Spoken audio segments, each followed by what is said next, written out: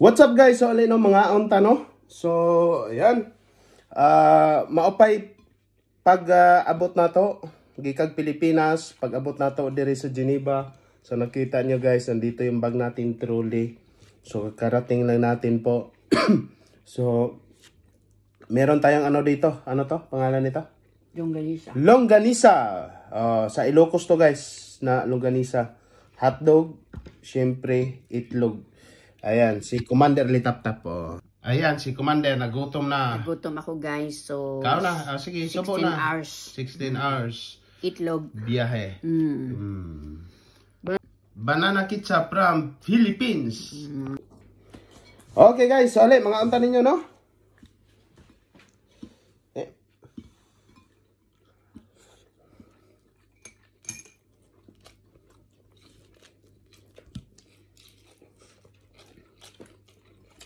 Tama? Ito na lang.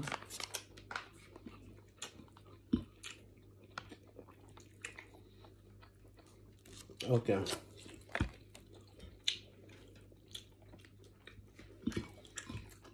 Nagutom.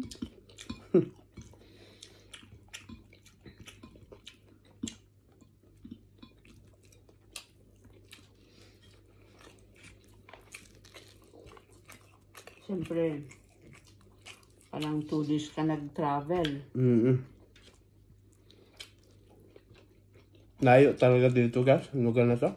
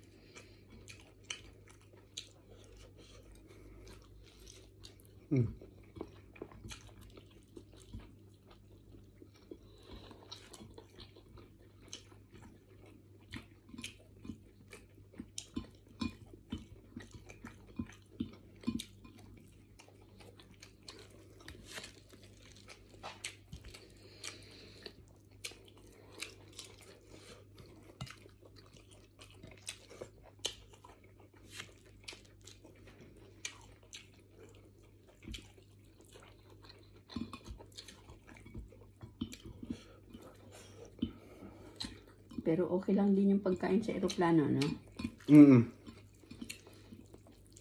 Yung pagkain sa aeroplano guys, ano, meron silang chicken. Masarap ang pagka-chicken nila. Ang pagkaluto sa chicken. Kasi, yung kanin, kasama na doon. At saka meron din silang chicken.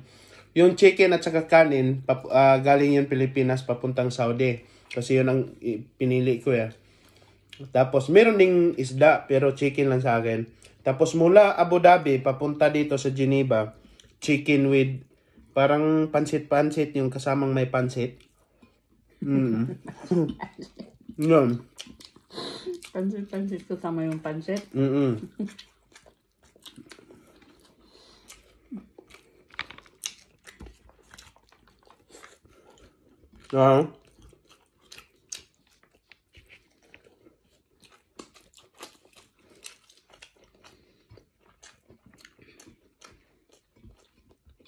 Sarap yung longganisa, Ilocos.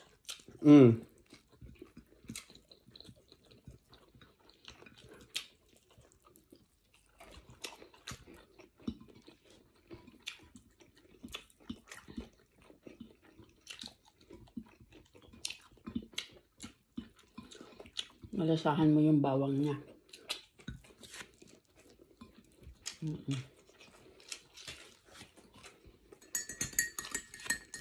Parisan ng kupiko. Feel na feel mo pa rin yung Pilipinas, no?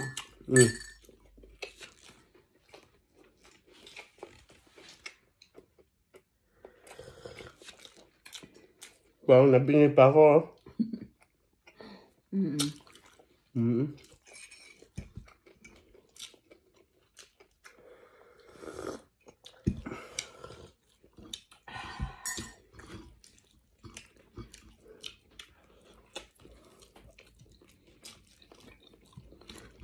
Gusto mo pa kanin? Parang,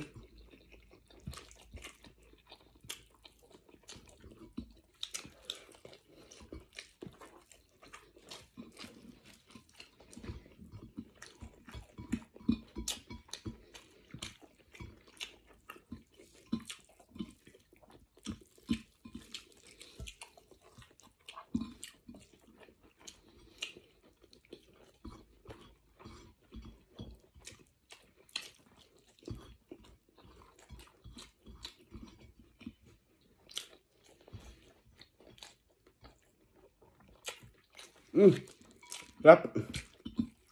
Yan. Pusin mo na yan. Doon tayo sa tumaba guys nga ubusin mo yan. Pwede mo yan itira. Pwede mo yan kainin mamaya.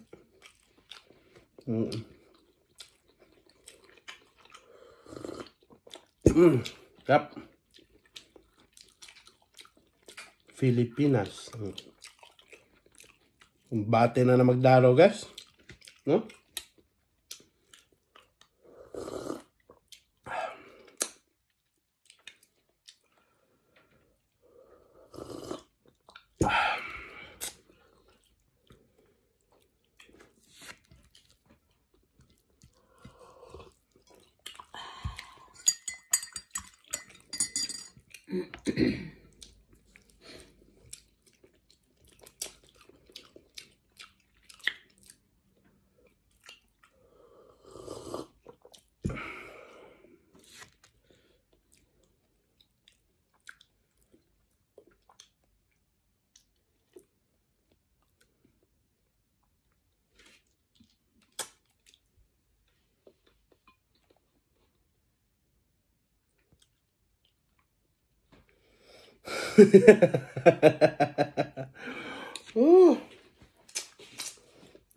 Yan na gini guys, ang ato ang kinabuhi nga OFW.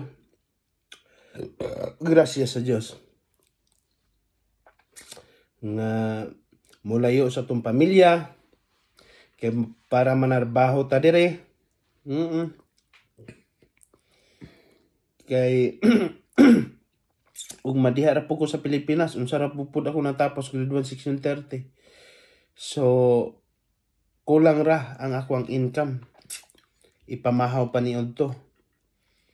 Mao nang mo layo ta sa to ang lugar, pero dili sa ingon nga mulayo ta kay gikalimtan na tong lugar, no, dili na ko ikabaylo ang Pilipinas eh. So layo ta kay para ang ato ang gasto sa panimalay madugang-dugangan ug maka tigom-tigom pud ta ginagmay kay kinsa man kunuhay nga di wala nang andoy nga naatay gamay kwarta, no, nga ato ang mapundo parehatan tanan. Mo nang saludo jud ko sa mga tanang OFW. Mo na giingon, pag bakasyon pa yung Pilipinas, lipay. Pag pagbalik na pud sa abroad, gool. Mao nang mga OFW naa manggaling tay gastuan. Yan ang pinaka-importante na gyud. Kay kita mo yung nagsakripisyo gyud bitaw tinuod. Wala ta sa tuang lugar na narbaho, nanimbasog ta sa laing lugar nga dili ato ang lugar nga ikahalubilo ang tao nga lahi-lahig tuhuan, lahi-lahig mga patakaran. Oo. Kaysa lahi ra gyud nga og manata sa tuang lugar nga komportable ta. Bahalag dili ta dato nga lugar basta diha kita gipagkatawo, no. Komportable gid ta. Pero sa gikaingon ko na kanilaging mangita pud ta gamay nga kauswagan pod kay og madiha pud ko manarbaho, kulang ra pud kayo. Bisag pamahaw kulang ra gyud guys paniod to. Samot na kay na ako yung mga gipangbayaran. Grabe yun. So OFW, saludo. Magasto man gani tag kwarta, no, nga nang pinaka-importante na gyud nga naay hinungdan gyud ba. Oo. So guys, hantod sa sunod. Amping ang tanan diha. Bye!